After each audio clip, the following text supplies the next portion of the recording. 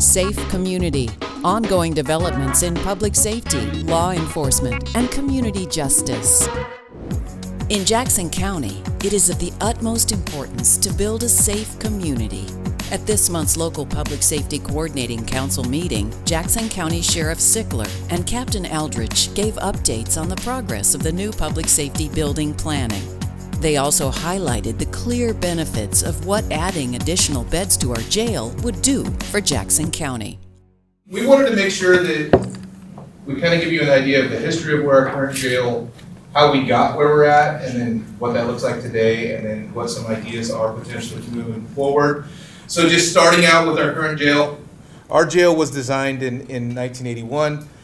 The idea at that time, I have the original plan in my office, was that it could add 3 additional stories on top of what currently exists. And in that original plan, it talked about how when we get that full facility, that 3 additional stories, that it would support a population, an adult in custody population of 283 people. That was kind of the original plan. Currently, we've done some things and we've got that total number to where we have 346 total beds right now in the jail, physical beds. And just because of the way you need to operate jail with space, we have a capacity right now of 285 people during the day, and at night we swell that to 300. I've been to several jails that were designed in the late 70s, and the idea back then was very much clearly security, right? And so they built jails as boxes, and they put people in those boxes, and they didn't really make the observation spaces very well. So our jail right now, it actually kind of looks like these desks from the outside. It's a big horseshoe, and there's living areas on each side of the horseshoe. And so that means that when you're over here where Robert's at, you have no idea really what's happening on this side of the jail, right? There's no clear line of sight stuff. It's called linear design. And so that makes it pretty staff intensive.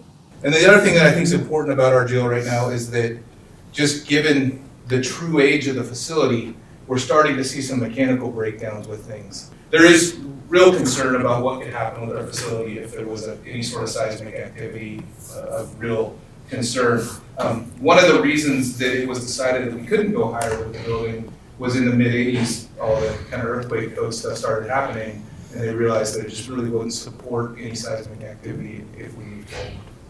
And if you look across the state at the other counties, so we're the 6th largest county by population in the state. But if you look at how many Measure 11 arrests that we have in our county versus these other counties. Now look at Deschutes, that's our closest comparator. And you're talking, they had 114 last year, 112, something like that. And we're up over 300.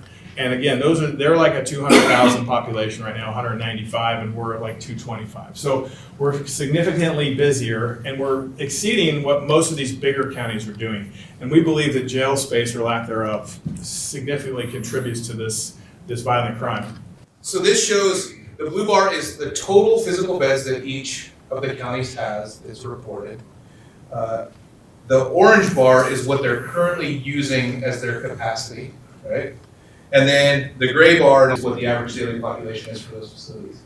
And so you can see, so like Deschutes County right here, they have 428 physical beds. They have a capacity of 362 at any given time, but they're really only averaging 200 people a day. So that average daily population includes anybody who was in the jail in a 24-hour period for even 1 minute. And so that's why ours, and it is every year, is above what our operational capacity is. We have more people that come into the jail every single day than we have bed space. That's why our forced release problem is so extreme. Our budget for our jail is about $16 million a year, and these are rough numbers. It's just under what we use for corrections, and that's personnel, that's food, that's medical, that's all the things. And a lot of these communities, like Deschutes is $24 million, and they're running they have a bigger facility, but they're running far fewer people a day. Clackamas is up at 30. Washington County is crazy. They're at $60 million a year for correctional services. And so we think if we could show people like we need to invest more as our community into corrections, because there is a significant amount of things we can do with more bed space, programming, medical services, substance use disorder services, all that stuff. And so we think that that's an interesting talking point for the community. The grand jury has to do a criminal justice or a correctional facility assessment each year. And every year from 2009 to 23, they said very clearly, you guys need to do something about the jail. And some of them are very pointed to, you need to build a new jail, although there's no money for that, obviously, but they say that's the thing that we have to do. So the grand jury has told us time and time again, we need to address this issue. And then in 2019, we had DLR come in and do a needs assessment for us. At that time, they said we needed 812 physical beds, which would translate to about an operational capacity of 700. We just had them do an updated or refreshed needs assessment because what they did was in 2019. Of course, we're 4 years later. And so now they've forecasted, based on current trends, including our days in custody and all the things that we've kind of talked about here, all the numbers, that we would need a 893 bed facility. Now, granted, they're predicting what we need in 20 years, right? Not what we need today. And that's what we asked them to do. What is the needs assessment for the county? And so you're looking at what that would give a potential bed or average daily population of 744. So pretty big. That's quite a bit bigger than we did than we had before as far as an estimate. And that goes into 3 buildings instead of 2.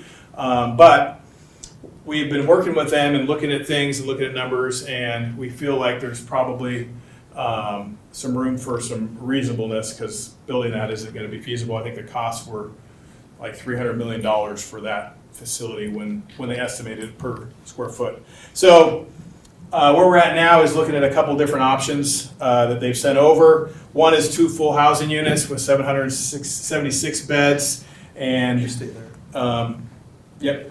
And then we'll with an estimated project cost of about $240 million. If you remember before, we were about $170 million for a very similar design. So it's gone up. Inflation is cost all of us a bunch, and our construction costs are up as a result of inflation, most likely. So, and then what we looked at, where Josh and I have been working with DLR and other members of the county, is this design. This is what we're kind of most thinking would be suitable for what we need in our criminal justice system and what we can maybe afford. Because it's 1.5 buildings, we can get 624 beds, which means we can operate about 500, maybe a little over daily. And this gives us room to expand. So where are we at with all this? We're finishing the cost estimates for the operation piece. So we know based on square footage averages where they're at now and when they could predict it to be, how much it will cost to roughly build a building. That's the numbers that we had, like that are 190 million. But we got to finish up the operational costs, and we've had increase in our labor contracts, and just overall everything is more expensive, from insurance to electricity to food to everything we do. So we're working with the county finance department or team, administrator's office to shore up the estimates for costs. And once we get that, we'll present all that information to the Board of Commissioners, and then they'll determine, we'll do a survey, a community survey like we did before, and to see what the appetite of the public is to support a facility. So, I don't know what number the board will decide they should go to the voters or not, but whatever that looks like, that decision will be made by the Board of Commissioners, obviously with input from everybody and myself. But I'm hoping that in May of 25, if everything is favorable and there's a chance that this could pass, that we'll have the opportunity to put it in front of the voters again. And of course, if that passes, then we would be open about 4 years later. We were scheduled to be open right about now, this quarter, for our last facility. So assuming things are estimated to take about the same amount of time, we'd be open about 4 years from when we start. Awards and recognition, acknowledging elected officials, Jackson County employees, and community members who model exemplary service and dedication. One of the most valuable assets to any company are employees who serve as the department's backbone, helping navigate the different hurdles they may face. Robert Bartolini of the Jackson County Assessor's Office has been just that since starting with the county in 2014. Robert is universally well respected by his peers, constantly adapting and innovating through drastic changes to laws and procedures. Now we're honoring him as our February Employee of the Month. Robert Bartolini began working for Jackson County in March of 2014 as a property appraiser 1 in the assessor's office, where he brought his considerable experience in mortgage lending to his position. In March 2015, he transitioned to his current position as property appraiser 2.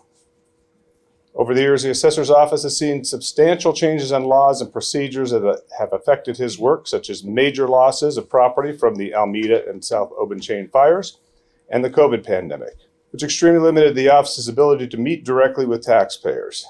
Through all of these hurdles, Robert was able to maintain his focus and continue to meet the high appraisal standards.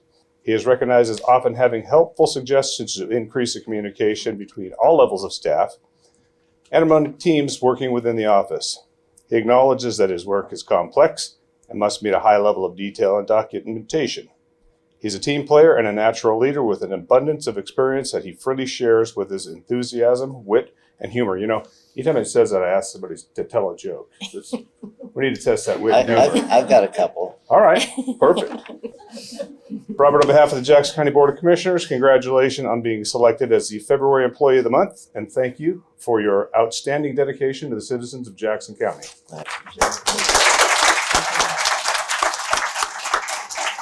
Yes, in addition to a joke, I'd like you to tell us a story about the best citizen that ever came in with a great line about their taxes. Can you do that? I think it was you. Oh, was it? I've never had a complaint. That was my joke too. Great, thank you. That's a great line. But anyways, that's absolutely right. You know, everything you've got there is right on the mark, because it is very, very complex. And so thank you for everything you do. I know your job is not easy. So thanks. Well, thank you, Robert. You do have a sense of humor. And for, nearly 10 years of being with the county is awesome. And that experience is so valuable. And to be a standout as Employee of the Month in an organization as big as Jackson County is remarkable. And so congratulations. And thank you for the great job you do for our citizens and for the county. So thank you and congratulations. Anyway. And that's... Dave, do you want to come up, say a few words? Oh, Dave gets to speak first. You don't get the final word. Then we get to hear your other jokes. There we go. I want to say that you definitely are. This award is yours. I'm glad you got it. They picked the right guy. You've been a steady worker, a good worker, a great friend. I know we're going to miss you, and. All of our meetings, you brought a wealth of knowledge and experience and insights into our work and how we should go about doing it. You've kept the meetings lively with your sense of humor. It's been a joy to having you in the office, and you're definitely going to be missed. I know many times. I've spotted you at the counter visiting with taxpayers, and I wasn't actually trying to eavesdrop. Walking through there, I can hear what's going on, and I always thought that guy is. He really can dialogue with the taxpayer, make them understand what's happening, and settle them down if they need settle them down, and just have fun with them if they're in there to have fun. And I know you're a role model when it comes to customer service in our office, and you've been there long enough to know we have a lot of new people come in, and they don't know how the office functions, and their knowledge and is just at the beginning stages, and you've helped a number of new staff members get up to speed, and that's an asset, a resource that we're going to lose, and we know that. But anyway, I wish you the best going forward, and thank you. Better yet, those new employees haven't heard all your jokes yet I either. know. Well, Here you go. thank you, everyone. I'm glad to have been nominated for this. And here, I thought it just was because of Coffee Club that I want to thank Dave, Angela, Melissa, and Susan, the management team in the assessor's office, for providing an environment that is conducive to working, and I appreciate it. It consists of some of the characteristics are cooperation, self-reliance, and it helps to make a wonderful working environment. I especially want to thank Angela Stewart for volunteering to be my supervisor when I first started here. I'm not sure she thought she knew what she was getting into, and she may not make the same choice again, but she was my direct contact to learn my job. She became a mentor of mine and helped me put me on a path for both professional and personal growth, for which I will always be thankful. And she demonstrates daily she's one of the smartest people I know. I would also like to acknowledge the department VIP, Michelle Ratty. She is always commenting and has these words of affirmation to sarcastic comments I might make during the day. One of my favorites is, "I don't think I was talking to you, Bartolini." And then my current favorite is doubtful, when I tell her she's going to miss me when I retire. I want to thank the entire office. They really enjoy the work they do. They're dedicated. They're very diligent in what they do, and they're accepting of my sense of humor, which I appreciate. But mostly I want to thank my wife of 43 years, Karen, who is definitely the smartest person I know. Thank you. All right.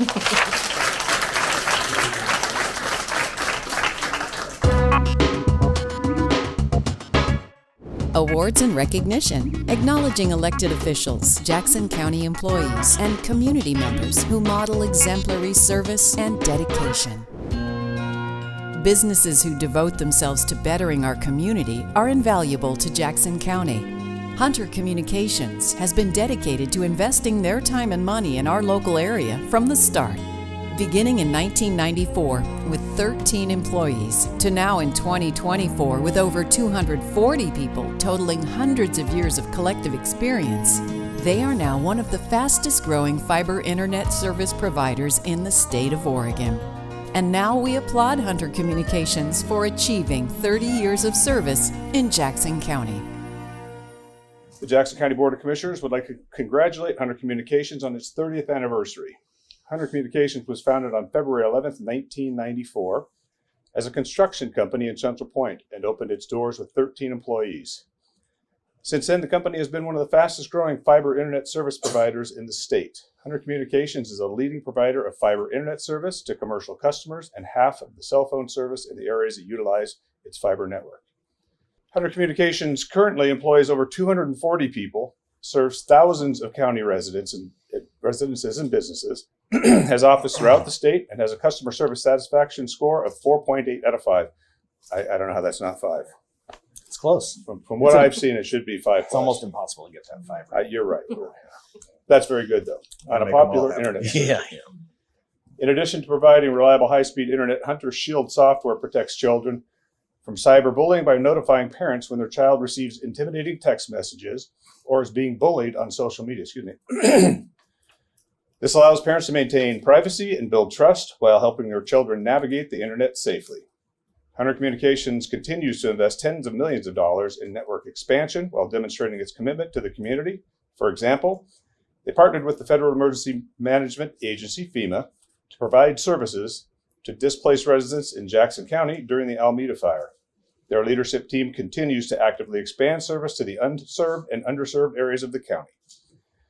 We, the Jackson County Board of Commissioners, thank Hunter Communications for 30 years of connecting local communities. Congratulations.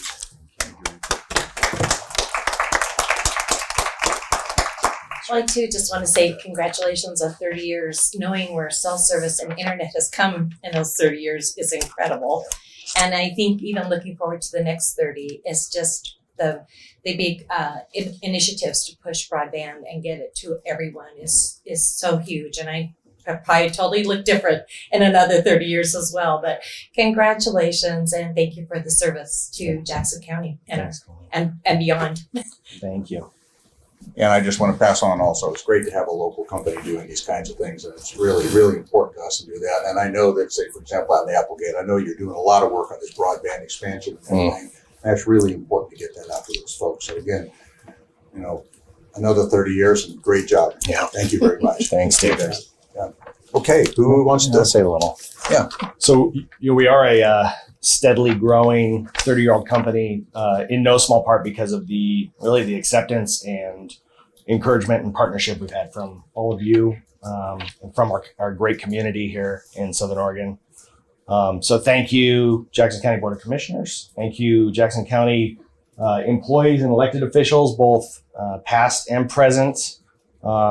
Thank you to our local community for supporting us over the years. Thank you to our founder, Richard Ryan, for making the decision to plant his stake here in the Rogue Valley. That's where we grew from. And thank you to all the Hunter employees, been part of this story over the years. We have a collective more than 100 years of tenure in the room here. So some old people. Yeah, I know we don't look it, but it's been a long journey, and we're really excited for the next 30 years. So thank you all. Thank you very much.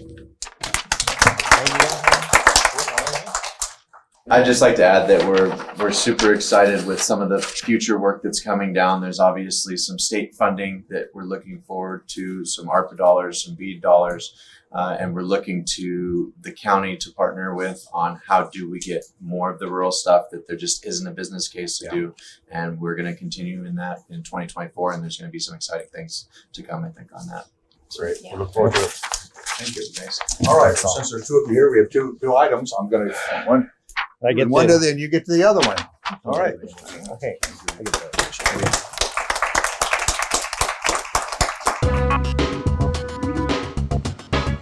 Awards and recognition, acknowledging elected officials, Jackson County employees, and community members who model exemplary service and dedication.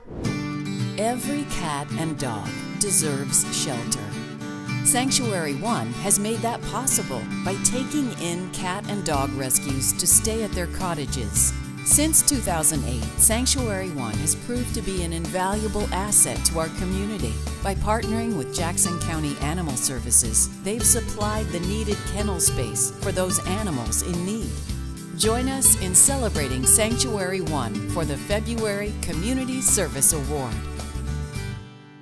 The Jackson County Board of Commissioners is pleased to present the February 2024 Community Service Award to the volunteers at Sanctuary One in recognition of their community partnership and support in Jackson County. Sanctuary One was nominated by Ms. Stacy Bruce Brubaker. They're not that hard of a name usually. Director of Health and Human Services Department. Ms. Megan Flowers, Executive Director, Sanctuary One, is accepting the honor on behalf of her colleagues. In 2008, Sanctuary One's Care Farm opened and began accepting rescued farm animals. In 2009, it opened its first cat cottage, and in 2011, the current cat and dog cottages opened to accept rescues. Since 2012, Sanctuary One has accepted 125 animals as transfers from Jackson County Animal Services. In just 2023, Sanctuary One accepted 34 rescued animals from JCAS. And its willingness to accept these transfers provided valuable kennel space and spay and neuter appointments for the remaining dogs. Sanctuary One is JCS's second largest rescue partner in Oregon and the largest in Jackson County. In addition to the rescue efforts, the Care Farm offers field trips, farm tours, service learning, volunteering, internships, and farm flow yoga retreats. I need one of those to the public. These activities promote environmental stewardship and a healing place for humans. Also, the Care Farm's garden has been donating fresh food to Access for the past 7 years. In 2023, the garden donated 1,300 pounds of food to families in need. JCAS is not the only organization that recognize and appreciate the effort and additions that Sanctuary One brings to the animals and residents of Jackson County. Sanctuary One has been recognized for its excellent work and has received awards from the following organizations. The Martha Young Award from Cow Creek Indian Foundation, Cow Creek Umpqua Indian Foundation, the Employee's Choice Award from the American Society for the Prevention of Cruelty to Animals, the GuideStar 2023 Gold Seal of Transparency, and the 2022 Top Rated Nonprofit Award from the Great Nonprofits. The Board of Commissioners is grateful to Ms. Brubaker for bringing Sanctuary One to our attention, and we are pleased to recognize the volunteers for their contributions to Jackson County, making them worthy of this February 2024 Community Service Award. Congratulations and thank you. And I just want to say, not only are you doing a lot for the for all of Jackson County, but it's so important, these partnerships that we have with our animal control program, because we just couldn't do it without you, and it's really important. And we really appreciate that partnership and the teamwork that you're doing with us. So that's great. Thank you very much. Well, just congratulations and thank you for all you do. That impressive list is amazing what Commissioner Dyer read. And it's my honor to present the plaque, the Community Service Award for February 2024. On behalf of the people of Jackson County, the Jackson County Board of Commissioners hereby expresses profound admiration and gratitude to Sanctuary One for exceptional and dedicated service to this Jackson County community. The board recognizes this service as exemplary of a generous civic attitude that is essential to the high quality of life in Jackson County. So thank you and congratulations.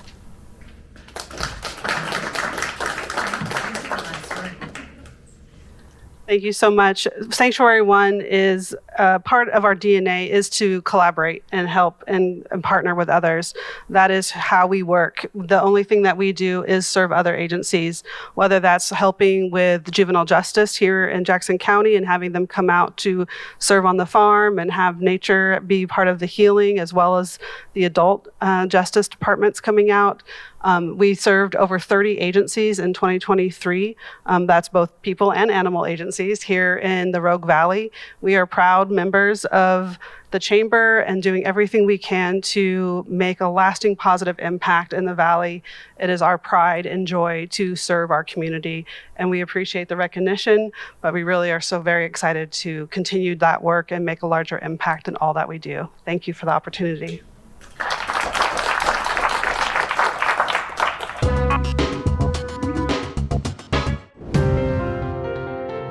Thank you for joining us for this close-up look at the stories that matter most to you. We hope you feel a little more connected to the people and places that make Jackson County such a special place to live.